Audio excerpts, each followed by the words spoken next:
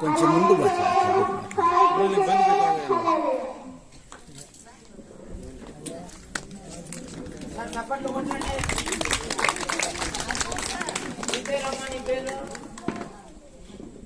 చంద్రిక వాళ్ళ చక్కగా పాడు.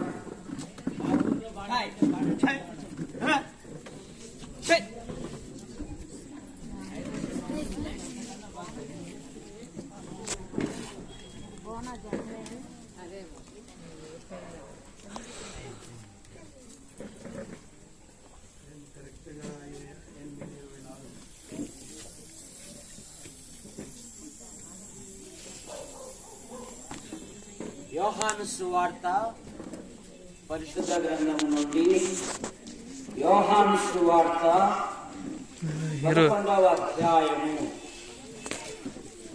32వ వచనం. అంతటా మరియా యేసు ఉన్న చోటికి వచ్చి ఆయనను చూసి ఆయన పాదముల మీద పడి, ప్రభువా, నీవు ఇక్కడ ఉండిన ఎడల నా సహోదరుడు సావకుండును. ప్రార్థన చేసుకుందాం. ప్రేమించిన మా తండ్రి, మీ నామాన్ని బట్టి మీకు స్తోత్రములు చెల్లిస్తున్నాం. పెనుమాక క్రైస్తవ కూడిక గృహం చేర్చబడిన ప్రతి కుటుంబాన్ని బట్టి మీకు స్తోత్రములు. కళాశాల మొదలుకొని నర్సరీ వరకు చదువుతున్న విద్యార్థులను ఆశీర్వదించారు. ఉన్నతమైన చదువులు చదివి ఉద్యోగం కొరకు, వివాహ అన్వేషణ కొరకు ఎదురు చూస్తున్న బిడ్డల యొక్క హృదయ కోరికలు నెరవేర్చారు. బాధ్యత కలిగి సేవ చేస్తున్న మా ప్రియుడు డేవిడ్ గారు అక్కను బట్టి, కుమార్తె కుటుంబాన్ని బట్టి, ముఖ్యంగా సోలమన్ రాజ్ రక్షించబడి మరి వివాహ విషయంలో కూడా అద్భుతమైన సహాయం దయచేయండి. స్థానిక సంఘాలను బలపరుస్తున్న కట్టుపల్లి జాన్ నెల్సన్ గారు, పాల్ గారు బట్టి మీకు స్తోత్రములు. దీవించండి. రాయలసీమలోను ఆంధ్రాలో ఉంటున్న సంఘాలను బలపరచండి. ఇప్పుడు నీ పక్షాన్ని నిలబడిన వాడు బలహీనుడు మరుగుపరచండి. నాతోనూ మాతోనూ ఇతర శబ్దం గారు ఎదురైతే వింటున్నారు ఆకర్షించమని యేసు ప్రభు నామములో ప్రార్థిస్తున్నాం తండ్రి, ఆమేన్. ఈ యోహాను సువార్త 11వ అధ్యాయములో యేసు ప్రభును ప్రేమించిన ఒక కుటుంబం, వారు కబురు పంపారు, నీవు ప్రేమించువాడు రోగి అయి ఉన్నాడు. కానీ పరిశుద్ధాత్మ దేవుడు ఏమని రాస్తున్నాడు? మరియను, మార్తాను, లాజరుని కూడా ఆయన ప్రేమించెను.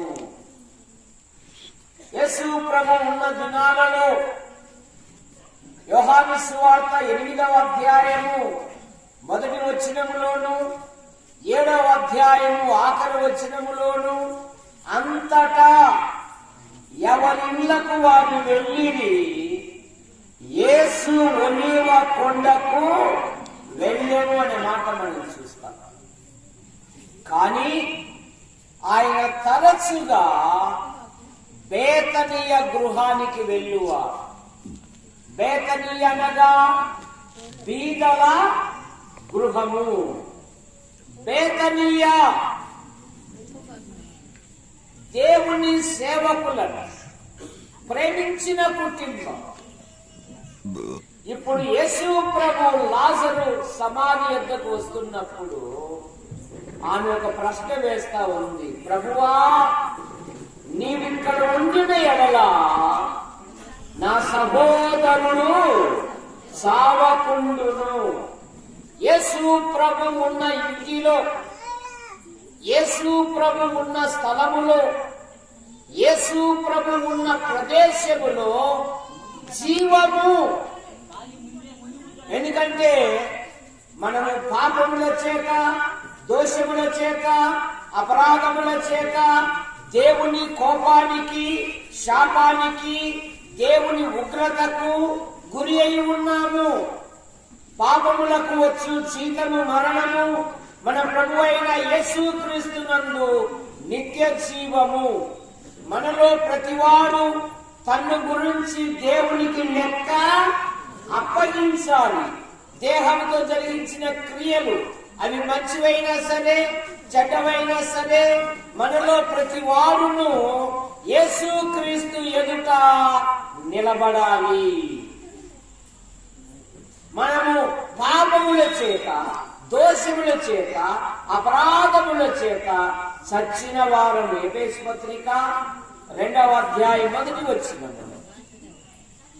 యేసు ప్రభువారు సర్వలోక ప్రజలను ప్రేమించి ఆయన ఈ లోకానికి వచ్చాడు. ఆయన పవిత్రంగా జన్మించాడు, పవిత్రంగా జీవించాడు, ప్రజలకు మేలు చేశాడు. ఆయన అందులను బాగు చేశాడు, అంగహీనులను బాగు చేశాడు, ఆకలితో ఉన్న వారికి ఆహారం అనుగ్రహించాడు. రక్తము చిందింపకుండా పాపములకు క్షమాపణ లేదు గనక మానవుడు పాప నివారణ కొరకై అనాది నుండి అనేకమైన ప్రయత్నములు చేయుచున్నాడు. పాపములకు వచ్చు జీతము మరణము, మన ప్రభువైన యేసుక్రీస్తునందు నిత్య జీవము. అయ్యో, నేనెంత దౌర్భాగ్యులను! ఇట్టి మరణములకు లోనగు శరీరము నుండి నన్ను ఎవరు విడిపించును? మానవుల పాపముల నుండి, మానవుల దోషముల నుండి, మానవుల అపరాధముల నుండి భూమి మీద ఎవరు విడిపించలేదు. దేవుడే లోకమును ప్రేమించి యేసుక్రీస్తు నామములో భూలోకానికి వచ్చి సర్వ ప్రజల పాప నివారణ కొరకై ఆయన శిలువలో బలియాగమయ్యాడు. రక్తము చిందింపకుండా పాపములకు క్షమాపణ లేకుండా మానవుడు అనాది నుండి దేవుని పేరట వస్త్రదానం, నేత్రదానం, భూదానం, అన్నదానం, గోదానం ఇలాగ అనేకమైన దాన ధర్మములు చేస్తున్నాడు. మానవుని దాన ధర్మములు దేవుడి దృష్టిలో మురికి పేలికలు గనక మానవుడు పాప నివారణ కొరకై జంతువులను, పక్షులను బలిగా అర్పిస్తున్నాడు.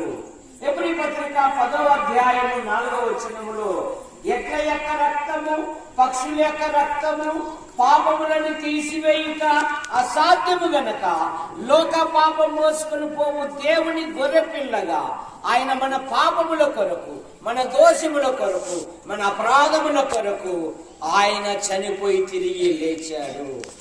యోహాను సువార్త 10వ అధ్యాయము 10వ వచనం చదవండి. 10వ అధ్యాయము 10వ వచనం. అయితే అమ్మా 10 అదేనా? 10వ అధ్యాయం 10వ వచనం. దొంగతనమును, హత్యను వచ్చును గాని గొర్రెలకు జీవము కలుగుటకును, సమృద్ధిగా కలుగుటకును నేను మీతో నిశ్చయముగా చెప్పుచున్నాను. ఆయన సర్వలోక ప్రజల పాప పరిహారము కొరకై ఆయన శిలువలో బలియాగమయ్యాడు. యోహాను సువార్త 10వ అధ్యాయము 24వ వచనములో నా మాట విని నన్ను పంపిన వాని యందు విశ్వాసముంచు ప్రతివాడు నిత్య జీవము గలవాడు. వాడు మరణంలో నుండి తీర్పులోనికి రాక జీవములోనికి నాటి ఉన్నాడు. ఇప్పుడు సమాధి యొక్కకు వచ్చి సమాధిలో ఉన్న శవములారా లెండి అనగానే సమాధి ఏమైపోతుంది? లుడుతూ ఏమైతుంది?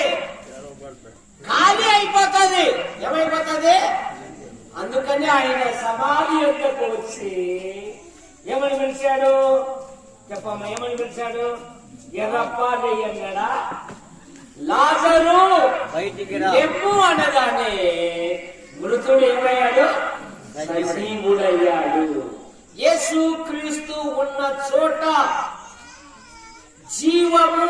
అందుకనే మార్త మరి అంటున్నది, ప్రభువా నీవు ఇక్కడ ఉండిన ఎడల నా సహోదరుడు సావకుండును. ఆయన పాదముల మీద పడ, ఆయన పాదముల యొక్క జీవము దొరుకుతుంది. రెండవది, ఆయన పాదముల యొక్క స్వస్థత దొరుకుతుంది. మత్తయి సువార్త 15వ అధ్యాయము 30 వచనం. మత్తయి సువార్త 15వ అధ్యాయము 30 వచనము. 15:30. మీరు ఈ మధ్య బైబిల్ చదవడం లే.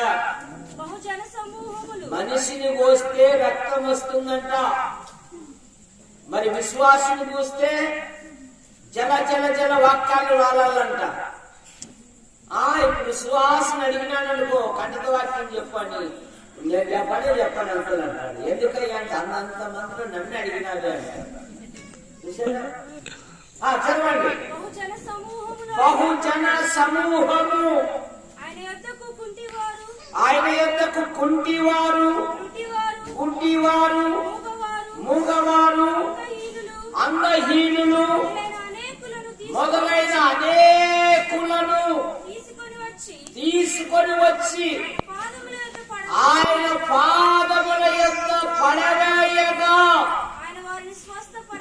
ఆయన వారిని స్వస్థతపరచుచూ ఉండే. ఆయన స్వస్థపరచు దేవుడు. 2 ఏళ్ల కిందట మన ప్రియులు మాస్టర్ గారు మరి చాలా బలహీనమైన స్థితిలో దేవుడు కనికరించి మరలా జీవం ఇచ్చాడు. జీవం ఇవ్వడమే కాదు, ఇప్పుడు విశ్వాసుల సమాజంలో ఒక చక్కని పాట కూడా పాడాలి. అందును బట్టి మన ప్రభును స్తుతించాలి. మన పానం అంతా, వాడు 3 అంతస్తులు కడుతున్నాడు, వాడు 4 అంతస్తులు కడుతున్నాడు. 10 సంవత్సరాలే కాబట్టి నా పుడకనిచ్చినావా? మన మనసంతా ఒకడు సర్వలోకము సంపాదించుకొని తన ప్రాణము పోగొట్టుకుంటా అతనికేమే ప్రయోజనం? సంపద కంటే విలువైనది ఆరోగ్యము. కనుక అనేక వ్యాధిగ్రస్తులను ఆయన పాదముల యొద్ద పడివేశాడు.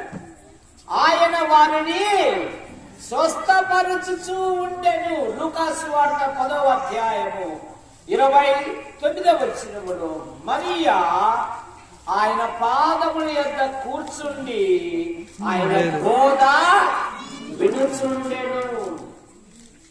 దేవుని వాక్యం విశ్వాసులను ధైర్యపరుస్తుంది. దేవుని వాక్యం ఆదరణ ఇస్తుంది. దేవుని వాక్యం ఆరోగ్యం ఇస్తుంది. దేవుని వాక్యం ఆనందం ఇస్తుంది. ఎంతమంది బైబిల్ చదువుతూ ఉన్నారు? ఒకప్పుడు తలాపున ఏం పెట్టేవాళ్ళు మన పూర్వీకులు? బైబిల్ పెట్టేవాళ్ళు. ఇప్పుడు పెడతారా? రూపాయలు అంత మొబైల్ పెట్టుకుంటున్నారు. బైబిల్ స్థానంలో ఏముంది? హలో, ఇప్పుడు కాడవాడు పక్కన చేస్తున్నాడు. హలో,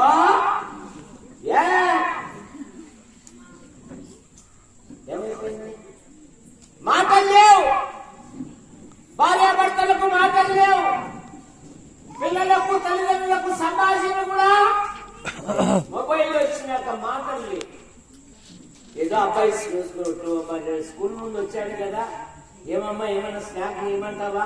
ఇప్పుడే కదా మమ్మీ వచ్చింది, అది ఇప్పుడే నేను పోను. అసలు అమ్మ దిక్కు చూసేప్పుడు బరువు అయిపోతుంది దినాలలో.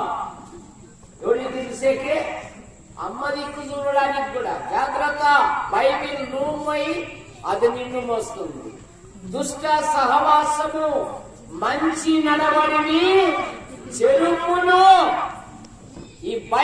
ఈ మొబైల్ ఫోన్ వచ్చినాక యవన పిల్లలు వరస వావి అనేది లేదు. కోరిక తీరితే చాలు అన్నట్టుగా జీవిస్తూ ఉన్నారు. అలాగైతే నీ కుటుంబము పతనమైపోతుంది. గుర్తుపెట్టు, నీ కుటుంబము ఉన్నతమైన స్థానంలో ఉండాలంటే నీతిమంతుల గుడారములను రక్షణ గురించిన సునాదము వినబడును. ఉదయాన్నే లేచి నీవు నీ ఇంటి వారు ఒక చిన్న పాట పాడి బైబిల్ ధ్యానించి పని ప్రారంభించు. నువ్వు పట్టుకునే ప్రతిదీ సఫలమవుతుంది. నీ ఆధ్యాత్మిక జీవితంలో దేవుని సన్నిధి అనే బైబిల్ లేకుండా పోతుంది. అయ్యా వెనక నిలబడిన వాళ్ళు ఇక్కడ కుర్చీలు ఖాళీగా ఉన్నాయి, మిమ్మల్ని ప్రేమతో ఆహ్వానిస్తున్నాము. ఇదిగో దిగిపోవాకండి బాబు, అయ్యో హలో కలజోడు ఇక్కడ వచ్చి కూర్చోండి, ఖాళీగా ఉంటాయి. కాబట్టి దేవుని మాటలు ఇంటే ఆదరణ.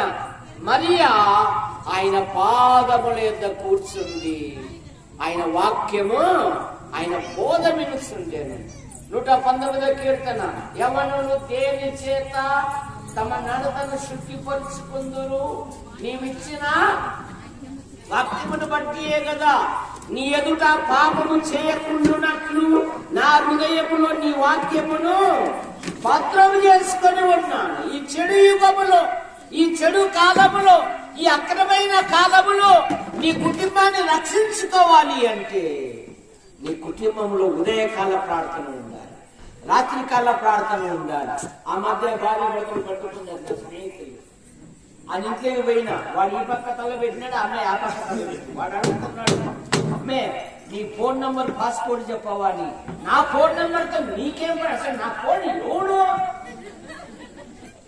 పెళ్ళప్పుడేమో పరిశుద్ధుల సమాజములో, ఆరోగ్యములో, ఐశ్వర్యములో, రోగములో, బాధలో పంచుకుంటావా తెంచుకుంటావా అంటే ఏమనింది? పంచుకుంటాను అనింది. ఇప్పుడు పాస్పోర్ట్ చెప్పడానికి ఏం పని నీకు అంటారు? కారణమేమి? విచ్చలి విడితనం వచ్చేసింది. జాగ్రత్త. నీ ఆధ్యాత్మిక జీవితములో యెహోషువ వలె నేనును నా ఇంటి వారు యెహోవాను సేవించడం. నీ కుటుంబము ప్రభు కొరకు నిలబెట్టు. నీ కుటుంబాన్ని అందరూ చూస్తుండగానే ఉన్నతమైన స్థానంలో ఉంచుతారు. కనుక ఆయన పాదముల యొద్ద ఒకటి జీవము, ఆయన పాదముల యొద్ద స్వస్థత, ఆయన పాదముల యొద్ద ఉపదేశము, ఆయన పాదముల యొద్ద క్షమాపణ. లూకాసు వార్త 7వ అధ్యాయము. ఆ ఊరి వారు ఆమెకు ఒక పేరు పెట్టారు. ఆయనేమో ఆహ్వానించాడు భోజనానికి సీమోను గారు. ఆమె అచ్చ జకామాంస అత్తరు ముందు పగలగొట్టి ఆయన పాదాలను అభిషేకం చేస్తా ఉంటే ఆయన అంటున్నాడు, ఈమె ఎవతో ఎటువంటిదో, ఈమె పాపాత్మురాలు, ఈమె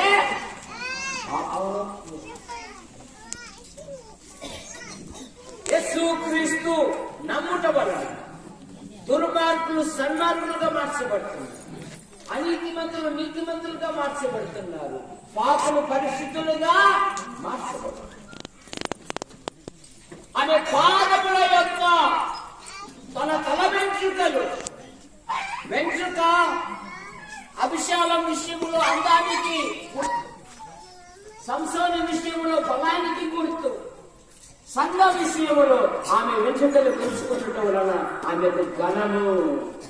ఇప్పుడు ఆమెకు పాపాత్మురాలైన ఆమెకు ఒక గనుడైన ప్రభు దొరికాడు. ఆమె విస్తారముగా ప్రేమించింది కనుక ఆమె విస్తార పాపములు క్షమించాను. ఇంకా ఈ గుంపులో ప్రభుని అంగీకరించకపోతే ప్రభు అయిన యేసు అంగీకరించాలని మీకు మనవి చేయిస్తున్నాం. రాకడ దినాలు, అంత్య దినాలు, అపాయకరమైన దినాలలో మనం ఉన్నాం. ఏ క్షణం ఏం జరుగుతుందో తెలియని దినాలలో మనం ఉన్నాం. కనుక ఈ మాటలు యంత్ర శబ్దం ద్వారా నీ చెవులకు చొచ్చుతూ ఉన్నాయంటే నువ్వు రక్షించబడాలని ఉద్దేశము, నువ్వు మారు మనసు పొందాలని ఉద్దేశము. కనుక ప్రియుడా, ఆయన పాదముల యొద్ద క్షమాపణ దొరుకుతుంది. 130 కీర్తన 4వ వచనములో ఇశ్రాయేలు యెహోవా మీద ఆశ పెట్టుకొనుము, ఆయన యొద్ద క్షమాపణ దొరుకును. యేసుక్రీస్తు దగ్గర ఆయన క్షమించే దేవుడు. 5వ మాట, ఆయన పాదముల యొక్క ఆదరణ. ప్రకటన గ్రంథం 1వ అధ్యాయము, ప్రకటన గ్రంథం 1వ అధ్యాయము. అమ్మా, ఎవరమ్మాయిలు ఆ గేట్ కాడ కాదు, ముందుకు రండి అమ్మా, ఖాళీ ఉంది ఇక్కడ ఖాళీ ఉంది రండి. 1వ అధ్యాయము 17వ వచనం. ప్రకటన గ్రంథం 1వ అధ్యాయము 17వ వచనము. నేను చూడగానే చచ్చిన వాని వలె ఆయన పాదముల యొద్ద పడి తిని, ఆయన తన కుడి చేతిని నా మీద ఉంచి నాతో ఇట్లా నేను భయపడకుము. దేవుని పిల్లలకు బైబిల్లో 30,000 వాగ్దానాలు ఉన్నాయి. ఎన్ని వేల వాగ్దానాలు ఉన్నాయి? 30,000. సంవత్సరానికి ఎన్ని దినాలు? జోసఫ్ గారు ఎన్ని దినాలు సంవత్సరానికి? నీకు సంవత్సరం అయితే 60. ప్రతిరోజు తన పిల్లలతో 52వ నేను నీకు మొరలిడగా నువ్వు నా యొద్దకు వచ్చింది. నా యొద్దకు వచ్చి ఏమన్నావు తెలుసా? భయపడకు అని సెలవిస్తుంది. దేవుని పిల్లలు కుటుంబ విషయములు, ఆధ్యాత్మిక జీవితములు, ఆర్థిక సమస్యల్లో భయపడవలసిన పని లేదు. ఆయన ప్రతి ఒక్కరిని తీరుస్తారు. చిన్న పిల్లలు ఏమి గలవై ఆకలి గొడుగు గాని యెహోవాను ఆశ్రయించు వారికి ఏ మేలు. ప్రతిరోజు తన పిల్లలకి ఏమంటాడంటే భయపడకుము, లోడుతో భయపడకుము. నీ కుమార్తెలకు గుణవంతులైన అల్లుళ్ళు వస్తారు. ఎందుకంటే నువ్వు దేవుని పనిలో ఉన్నావు కనుక ప్రతిరోజు ఆయన ఏమంటాడంటే భయపడకుము. విశ్వాస జీవితంలో ఆందోళన పడకూడదు. యెషయా గ్రంథం 41వ అధ్యాయము 9-10 వచనాలు. యెషయా గ్రంథం 41వ అధ్యాయము 9-10 వచనాలు.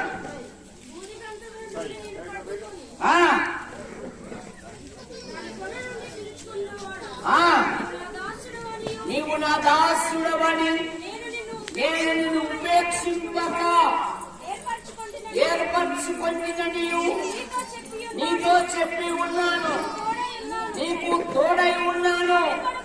భయపడకుము, నేను నీ దేవుడను. ఏమంటున్నాడు? నేను నీ దేవుడను. తన ప్రజల కొరకు ఏలియాను దేవుడు మొదట కాకోలములతో పోషించాడు. ఒక విధవరాలు పోషిస్తా ఉంది. ఆమె ఇంటిలో కొంచెము పిండి, కొంచెము నూనె. మా భయపడవద్దు, అందులోనే ఒక చిన్న అప్పును మొదట నా యొద్దకు తీసుకురా. భూమి మీద వర్షము కురిపించు వరకు ఆ ఇంటిలో తక్కువ అనే పదము లేదు. 6వ మాట లూకా సువార్త 5వ అధ్యాయము 34-35 వచనాలు.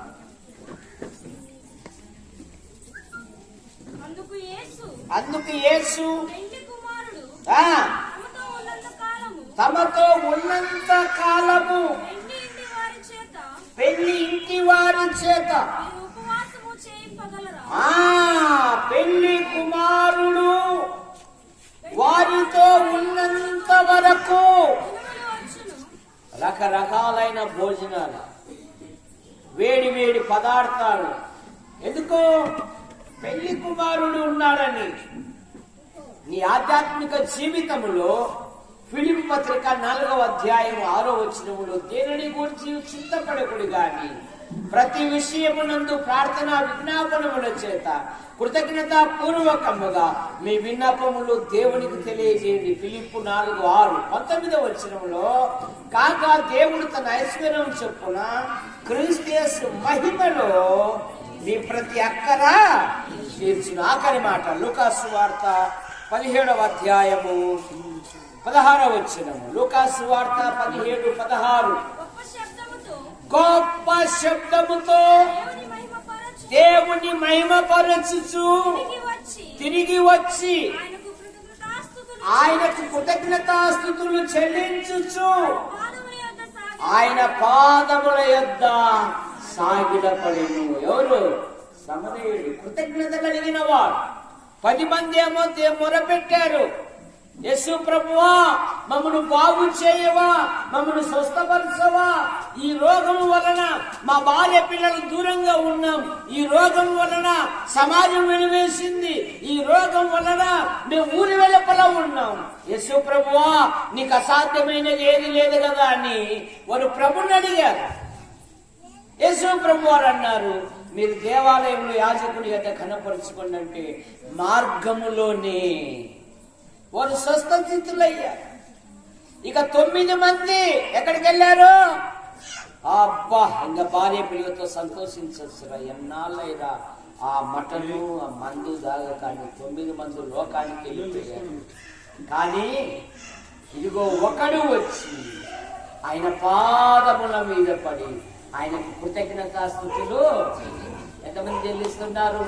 మీ గృహాలలో, మీ కుటుంబాలలో స్తుతి కొడుకలు జరుగుతున్నాయా?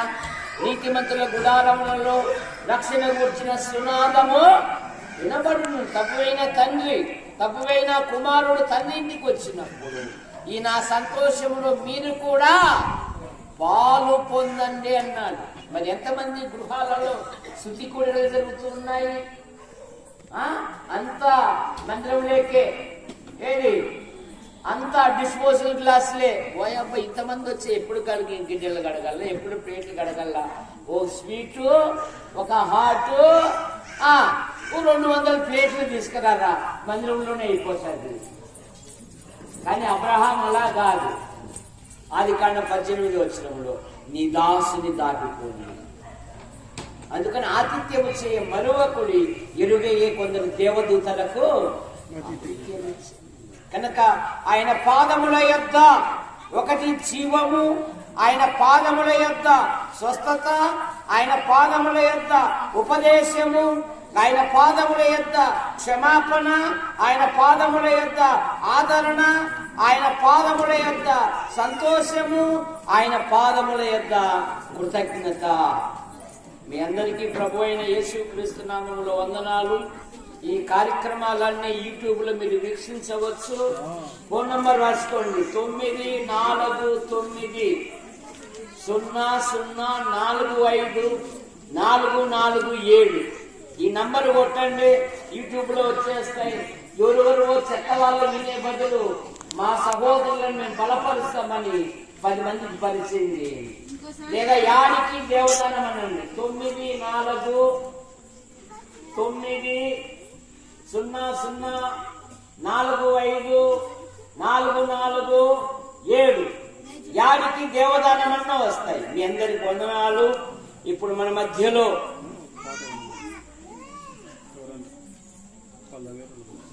సహోదరులు ఎవరైనా ఒక పాట పాడాలని ఆశిస్తున్నారు కనుక, పాట అంటే పాట అంతా కాదు, ఒక చిన్న కోరస్.